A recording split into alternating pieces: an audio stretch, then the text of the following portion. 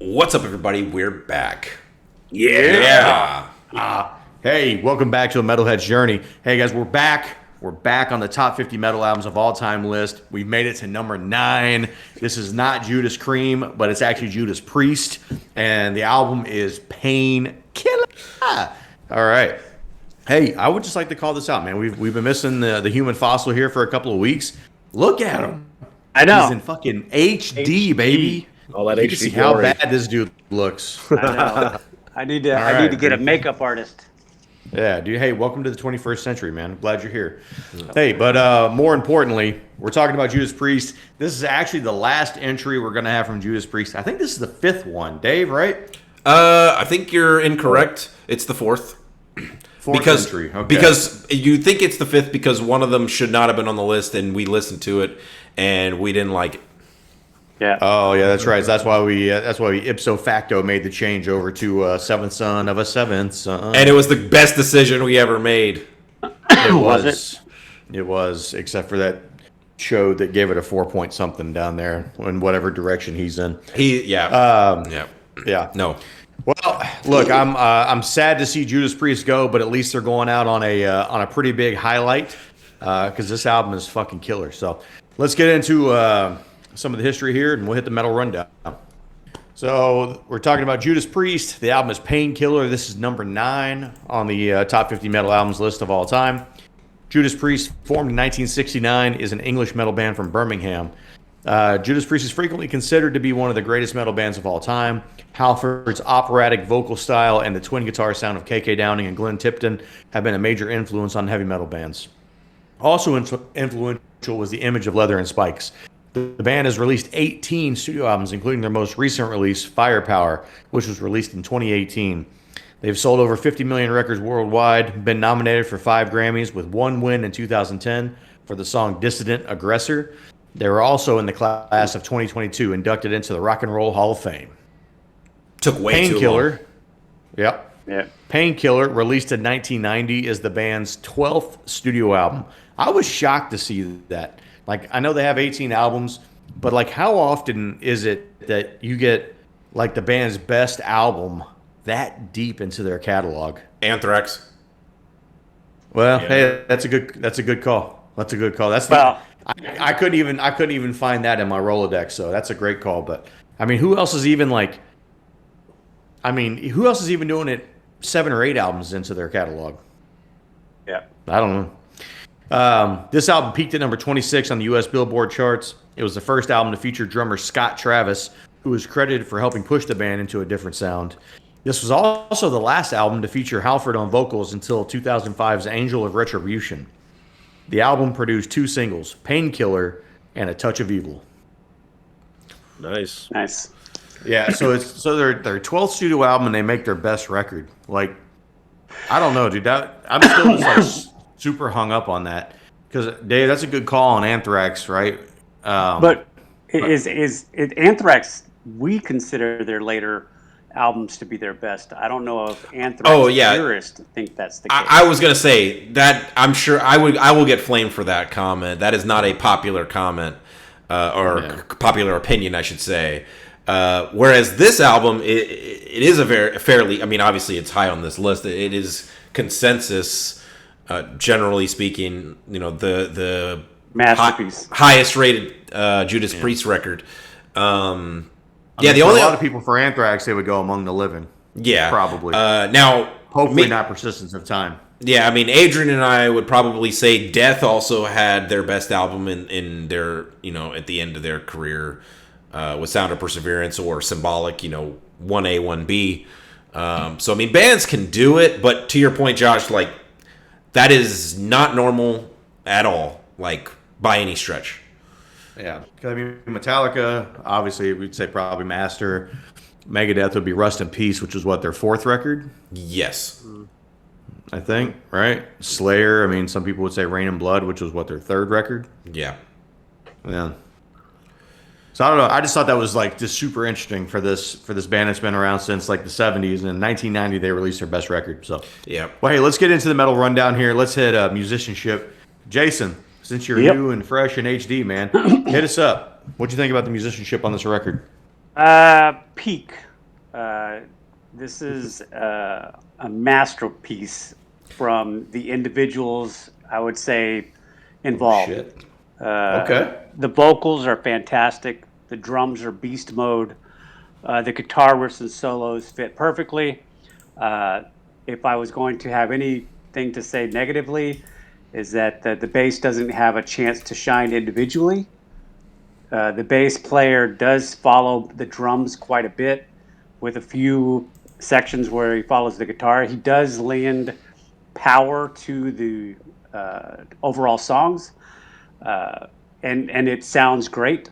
I do wish he had a little bit for himself, but he doesn't. But I thought the musicianship on this album is top shelf, top shelf. That's how I like my bass players, non-existent. Yeah.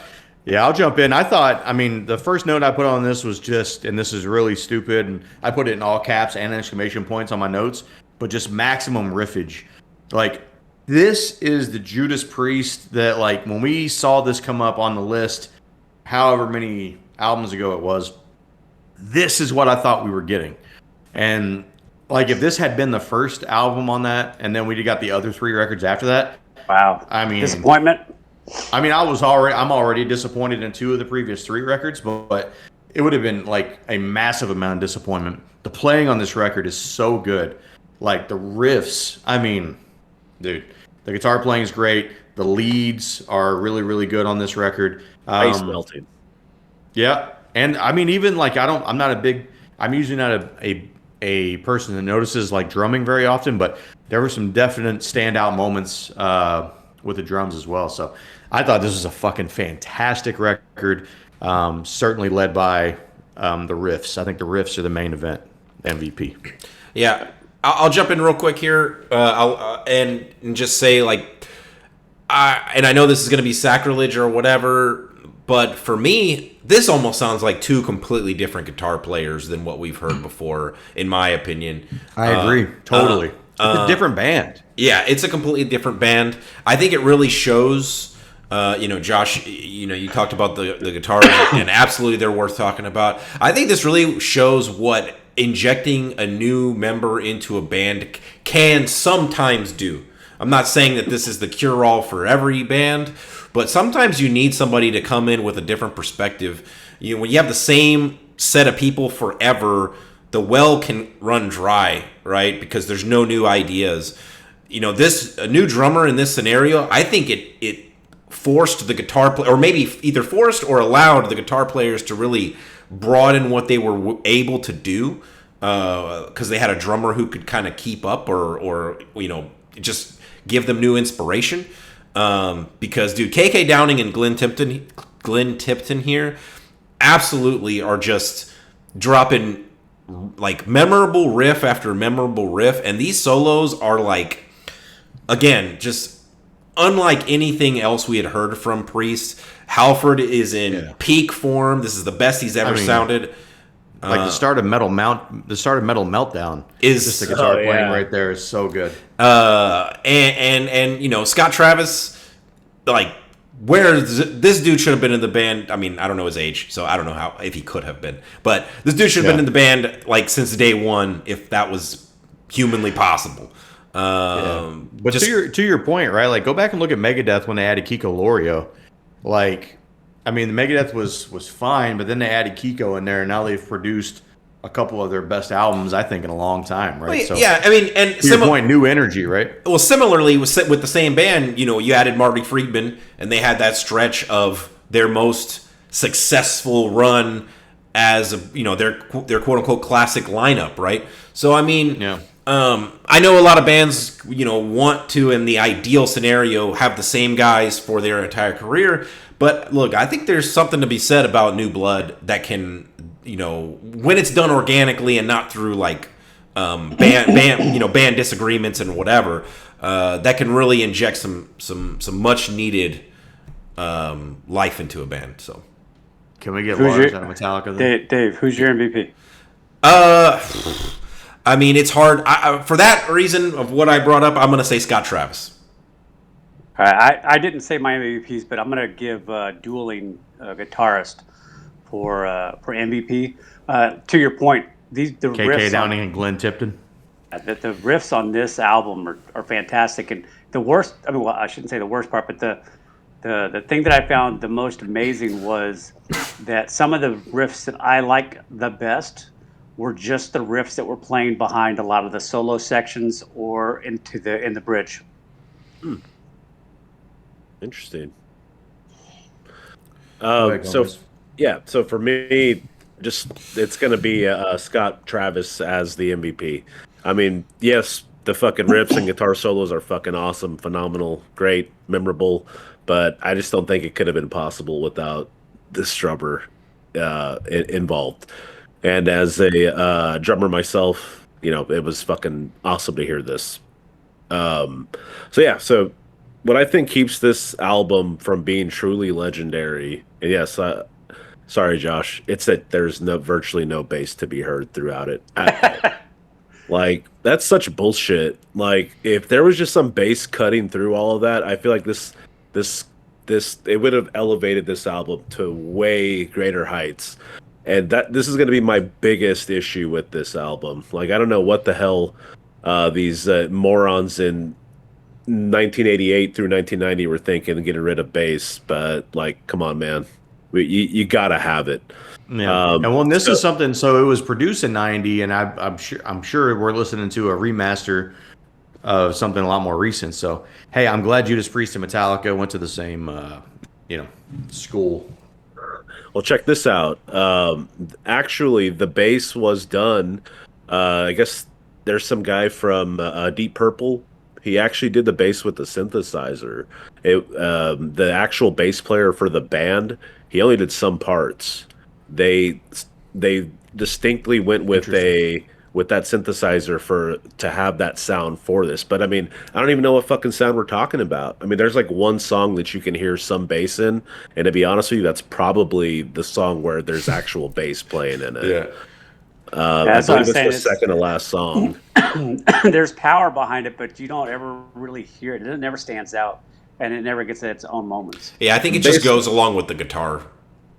Bass is important to me, but look, as far as guitar playing goes, man, you can just hear so much influence in, death metal, thrash metal, speed metal. It's fucking crazy how they got it all into this, and especially coming from those pile of shit albums we came from before this. Like, holy Fucking shit! Stad Wings of Adrian and Stained Class. Man, those albums were fucking trash. Sorry, Stained ass.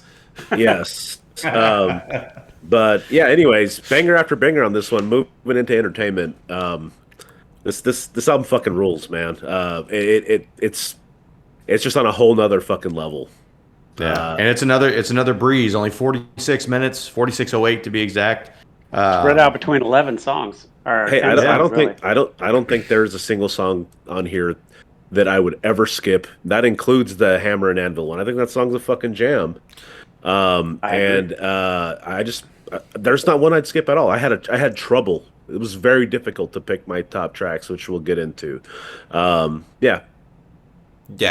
I completely agree as far as Adrian's concerned with entertainment. This is like one of the easiest albums that we've listened to in a while on this list for me. It like, this really feels like an album that, belongs in the top 10 of this list. Like, it feels like, regardless of whatever score it gets, like, as soon as I listen to this all the way through, I'm like, yes, this album belongs on this list 100%. Like, this is that type of album. And to be fair, like, Screaming for Vengeance also felt like it belonged on the list. But this is, again, like, this is really the first time where I felt like I was like, holy shit, this is what I expected from Priest. Yeah. Oh, yeah. I know exactly what you mean. Like, I was blown away. And yeah, I mean, like, I joked with the guys throughout the week, and I was like, if Judas Priest has like a best of record, like 10 of those songs are just this album, basically. And I know people will laugh at that or whatever, or think that's dumb. But dude, I agree with you, Adrian. Like, there's not a single song I'd want to skip on here, even a little bit. And honestly, you could close your eyes and pick any of these songs, and they'd be your top tracks, and I'd be like, okay, sure, yeah, I agree with you. No. Jason, do you have anything for entertainment, or do you want to jump right into top tracks? Oh, entertainment value was. I'm gonna basically piggyback off what you guys said. It's easy to listen to. This is hands down, I do believe the most listened album I've had on this top 50 list. Probably jammed this record about 20 times. The best thing. God damn. The best thing that happened to this album for me is the fact that we had to postpone this like twice. Because the more I listened to it, the better it got. And then about I don't know, probably after the 10th time through, I just started realizing like the way Adrian said, there's no skippers. Even the song that I like the least, which is The Hammer and the Anvil, is still a jam. Like I love everything about it except for the part where he says between the hammer and the anvil. And that's about Give it. us your top tracks, Fossil, since you're there. Top tracks. This was tough. All three of these songs really could interchange, but as of right now, my honorable mention, Nightcrawler. Number 3, Living Bad Dreams. Number 2, One Shot at Glory. And number 1 song, Touch of Evil. Ooh. Living Bad Dreams is interesting. That's the closer, right? Yeah. I like the vocal melodies in that one. Wait. Adrian, you want to go? So that was definitely a bonus track. Yeah, because it is a bonus track. Oh, was it? That is not a song that I listened to. What? Oh. That's for damn sure. Yeah. Yeah, that is a bonus track. Well, it was on it was on the top 50 on the album that I had. I'll give it a jam because this album rules, and I wanted a sequel. Remember? Hey, so I'm gonna go ahead and just give an honorable mention to the song "Painkiller," which they did Death's version justice on this album. And it's phenomenal, man. I think this version is great. The drumming's great. The guitar solos are great. Holy shit! This is how you do an original song that a newer band does better. Holy fuck! Take some notes, Dio. Anyway, number 3, All Guns Blazing. What a fucking jam. Number 2, One Shot at Glory. That's the closer that I'm familiar with. Yeah. And number 1, come on, man, Leather Rebel, all the motherfucking way. Leather Rebel was my 4th song. All right, I'll go. For me, I had honorable mention. I had Metal Meltdown. Oh, that's a good one.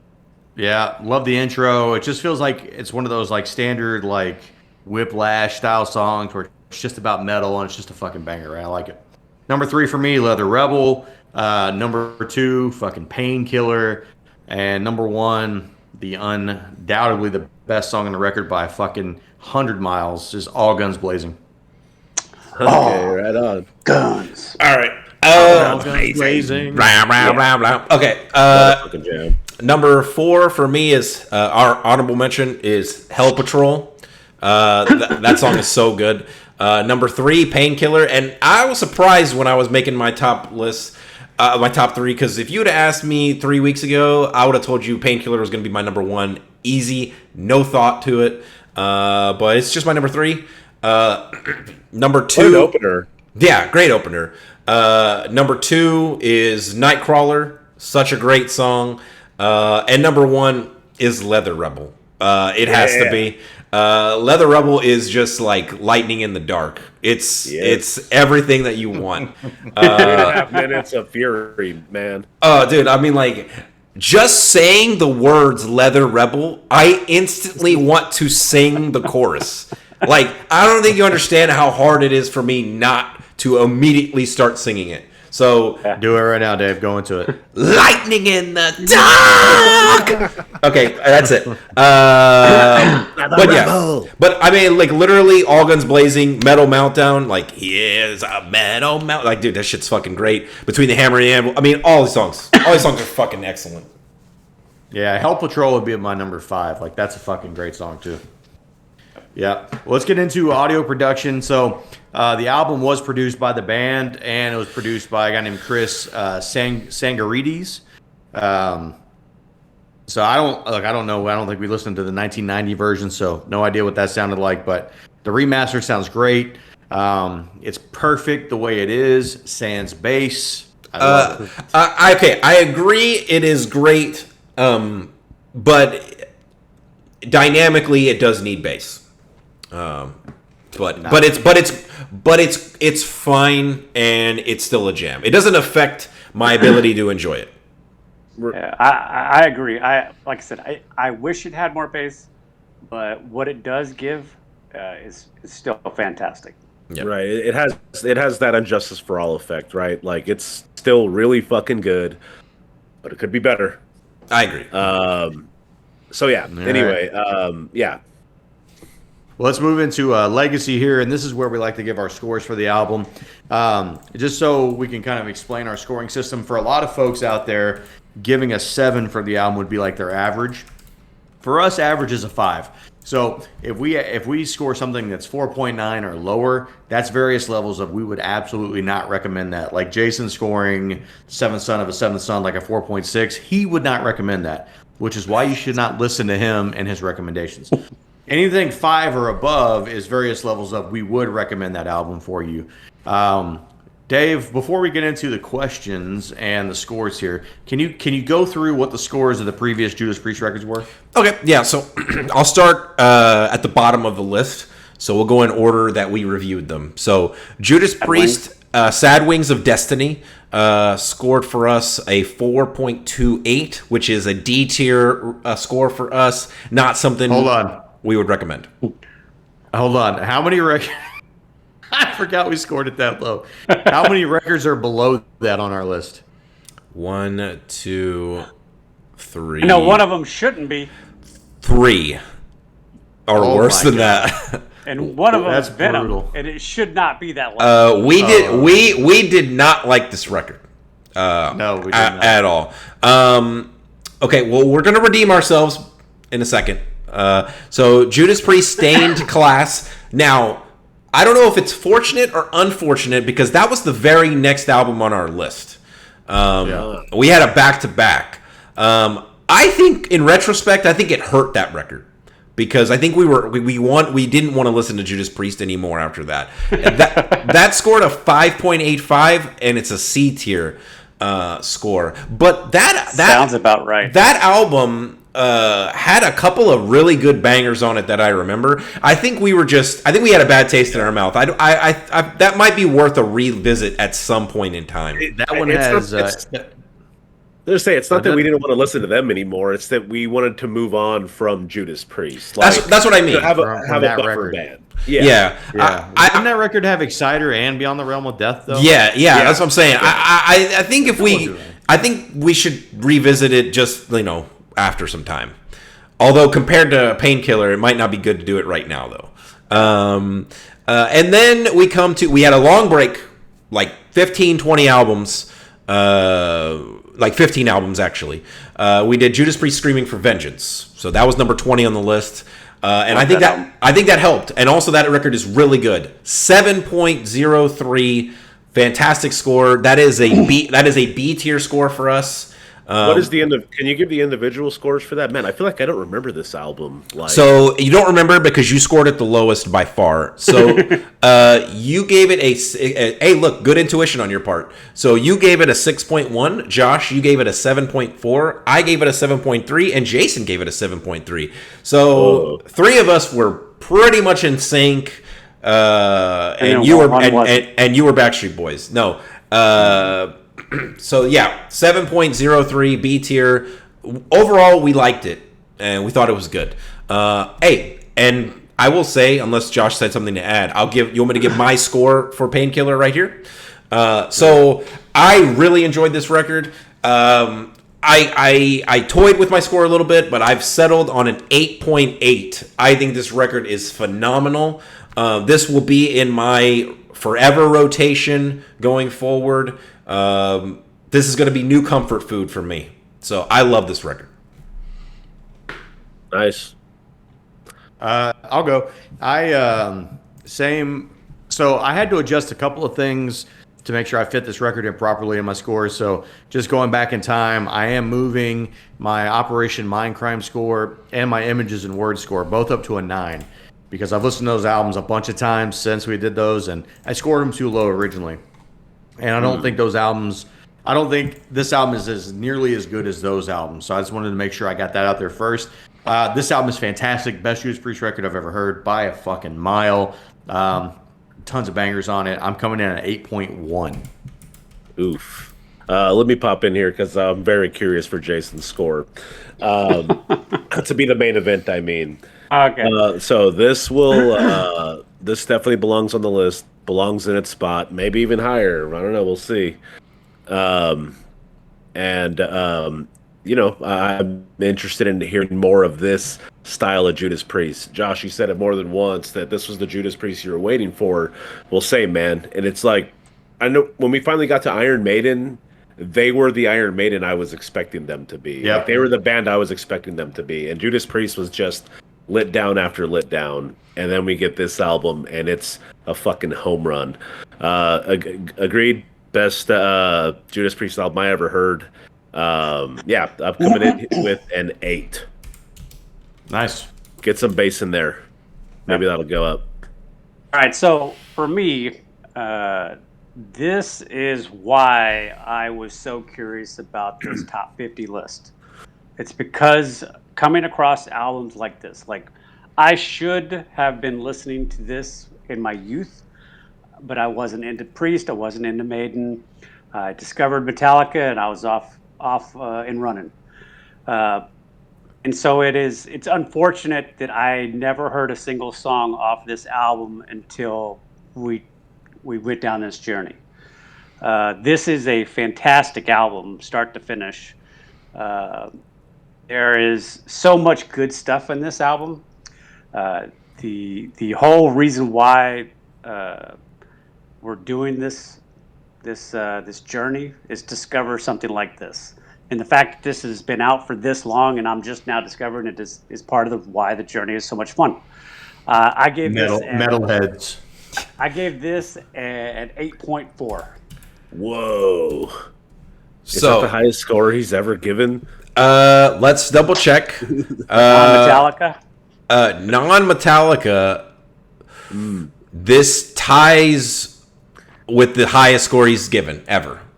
Okay. What was the other one? What was the other? You've got Dirt and Pantera that you've given 8.4s also. All right, this Dude, is like right that's- there with. This is right Which there with which for context, Dirt and Vulgar Display of Power are albums that Jason grew up with and has nostalgia for.